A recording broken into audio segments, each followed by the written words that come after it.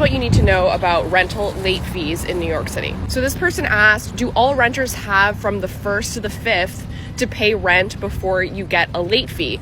Because my landlord sent me a text on the 2nd of the month about the rent being late. So technically you're both right in the situation, you and the landlord. You have until the 5th to pay your rent before they can add a late fee. That is your grace period.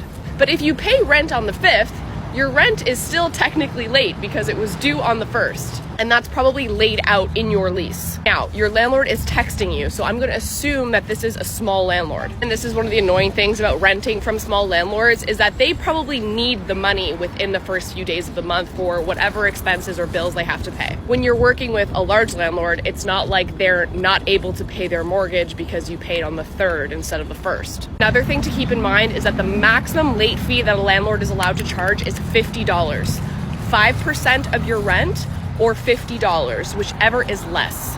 If any portion of your rent is late, they can still charge a late fee. So let's say your rent is $3,000 a month.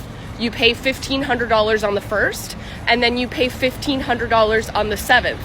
You can be charged a $50 late fee on that $1,500. What your landlord is not allowed to do is charge late fees on late fees, nor can they charge you $50 per day every single day your rent is late. So if I were you in this situation, I would acknowledge their text and then let them know when they can expect to see the rent payment. If you know your rent is going to be late, it's always best to communicate with your landlord as soon as possible. And that's because a lot of New York City landlords are wired to think the worst, think that you are skipping on the rent, that they need to start eviction proceedings, send you a demand letter, all that stuff. How's your landlord with rent collection? Are they banging on the door in the 2nd of the month? Are they sending electronic reminders? Be sure to share a review about your landlord on OpenIgloo.